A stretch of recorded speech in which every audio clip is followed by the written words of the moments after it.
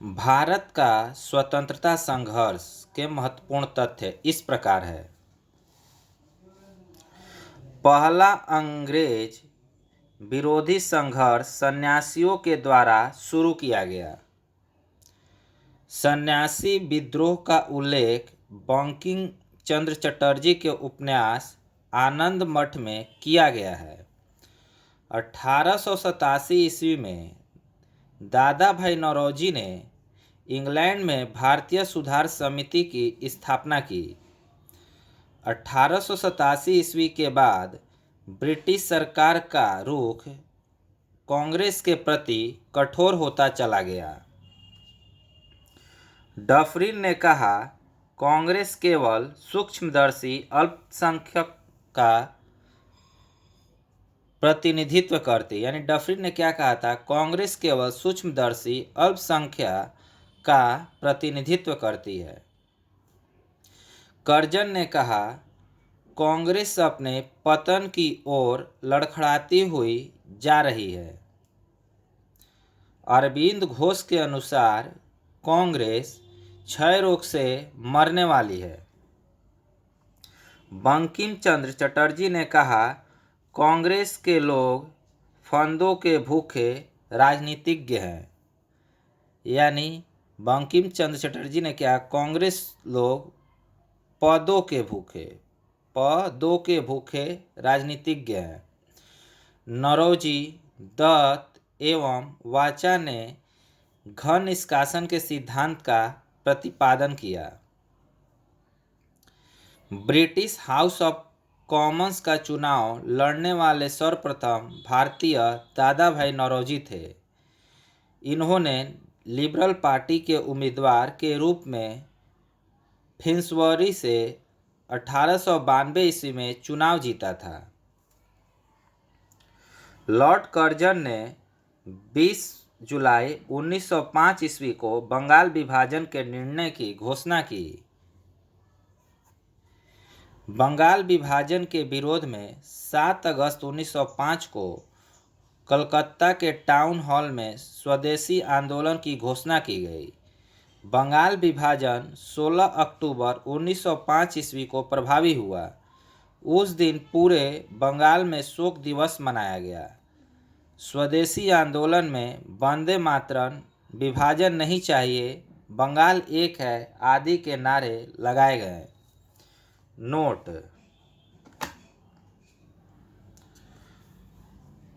स्वदेशी आंदोलन का विचार सर्वप्रथम कृष्ण कुमार मित्र के पत्र संजीवनी में 1905 में प्रस्तुत किया गया था। आंध्र के डेल्टा इलाकों में स्वदेशी आंदोलन को वंदे मातरम आंदोलन के नाम से जाना जाता था।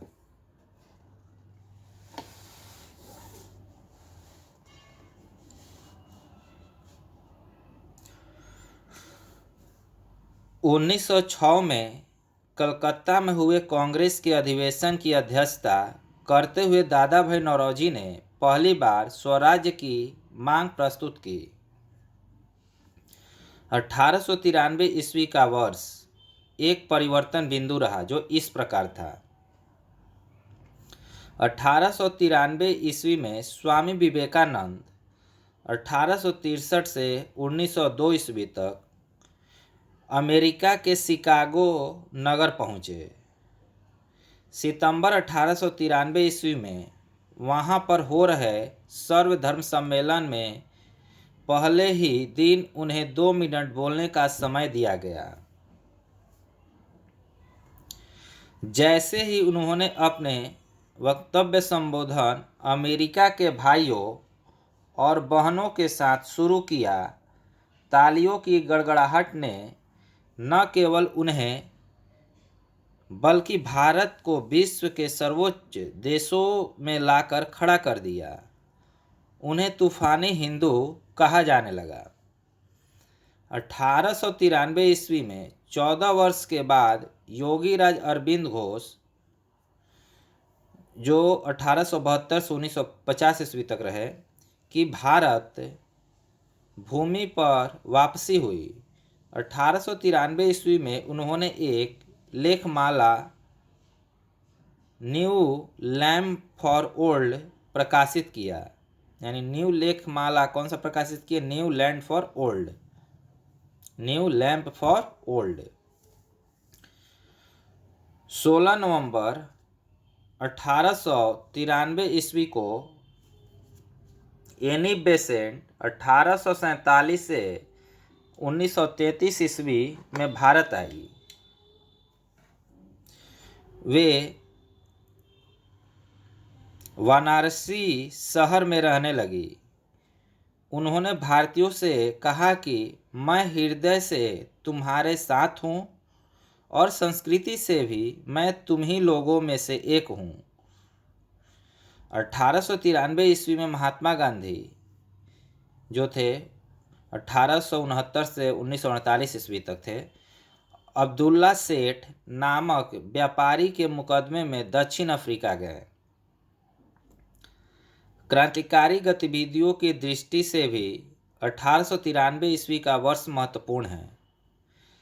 नासिक में चापेकर बंधुओं ने एक गुप्त संस्था society for the removal of obstacle to the Hindu religion स्थापित की।